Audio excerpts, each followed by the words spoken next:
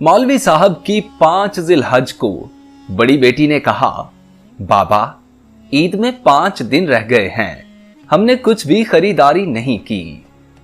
मौलवी साहब ने कहा, अच्छा मेरा पुत्र, अभी बहुत दिन हैं, खरीद लेंगे, चांद रात से एक दिन कबल सब कुछ ले लेंगे।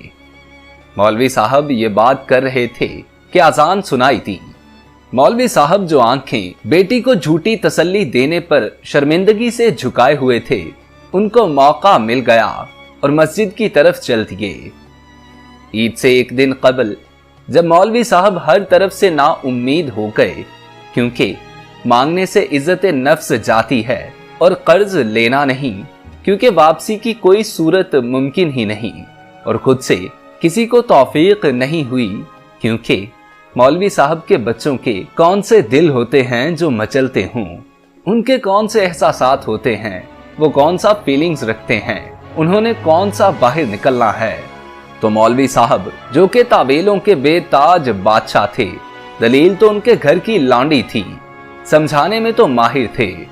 जब कोई इंतजाम ना हुआ तो सोचा कि आज जितनी मंतक और कयास पढ़ा है, सबको बुरुए कार लाकर बेटी को कायल करूंगा कि बेटा बड़ी ईद पर कोई कपड़े नहीं पहनता, ये तो कुर्बानी की ईद है। लेकिन धड़का था कि बेटी भी तो मौलवी की है, ये कह दिया कि कुर्बानी भी तो आप नहीं कर रहे। खैर सारी बातों को पसे पुश्त डालकर घर गए तो बेटियां हाथों में पर्चियां लेकर मुंतजिर थीं कि बाबा जान ने आज का वादा किया है तो हमें मतलूबा चीजें लाके देंगे। जैसे ही मौलवी साहब खंगूरा मारते घर में दाखिल हुए तो मौलवन समझ चुकी थी कि बेटियों के दिल टूटने वाले हैं, तो जल्दी से गई प्याज ले आई कि प्याज काटने के बहाने आंसू बहा लेगी, क्योंकि मां तो मां होती है, उसके आंसू औलाद के लिए तो पलकों की मुडेर पर ही बसेरा करते हैं। लेकिन वो बेटियों के सामने शौहर को और बाप बेटियों को टूटता ना देख सके। मौलवी साहब बैठे तो छोटी आने लगी कि पर्ची थमाऊं।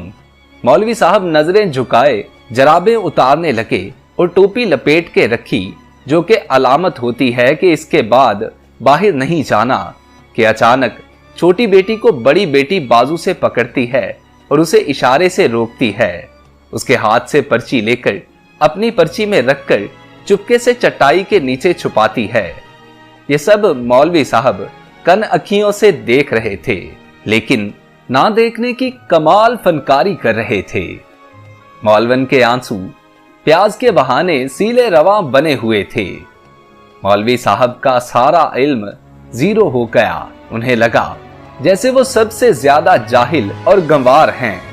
इससे पहले के मौलवी साहब कुछ कहते तो बेटी बोली, बाबा जान कल हमने कपड़े नहीं लेने, क्योंकि बड़ी ईद तो कुर्बानी की ईद है, और कल आपने चाचू के 2 बैड़े भी तो करने हैं, और हमने वहां आपको बैड़े करते देखना है तो सारा दिन तो कुर्बानी में लग जाएगा। हम कपड़े किस वक्त पहनेंगे?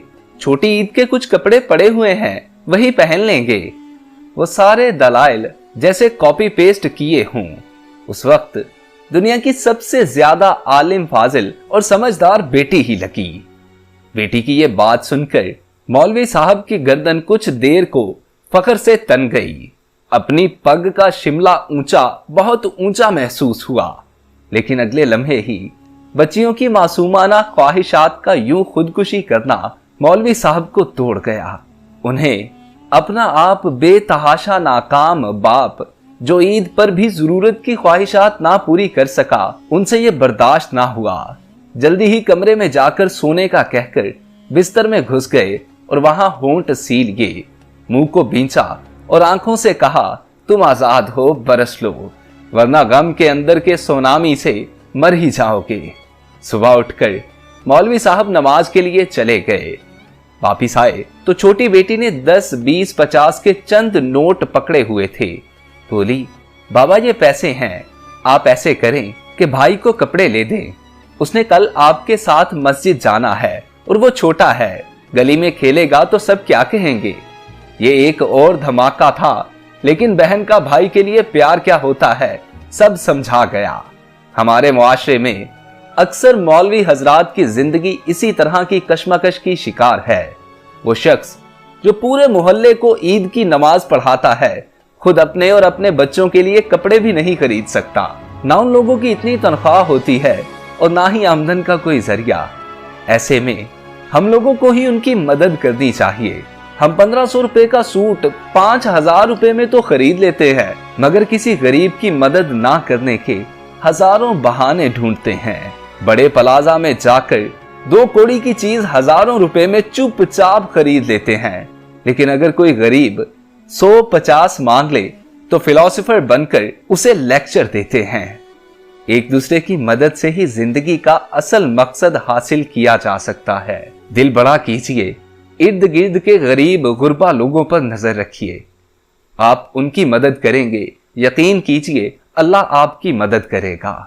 अगर किसी दोस्त को मेरी बात बुरी लगी हो तो मैं माजरत चाहता हूं। दोस्तों आज के लिए इतना ही। अगर आप लोगों को वाकया अच्छा लगा हो तो इस वीडियो को लाइक कीजिए और नए आने वाले दोस्त हमारे चैनल को सब्सक्राइब करके साथ लगे बेल आइकन को प्रेस करके ऑल नोटिफिकेशंस ऑन कर लीजिए।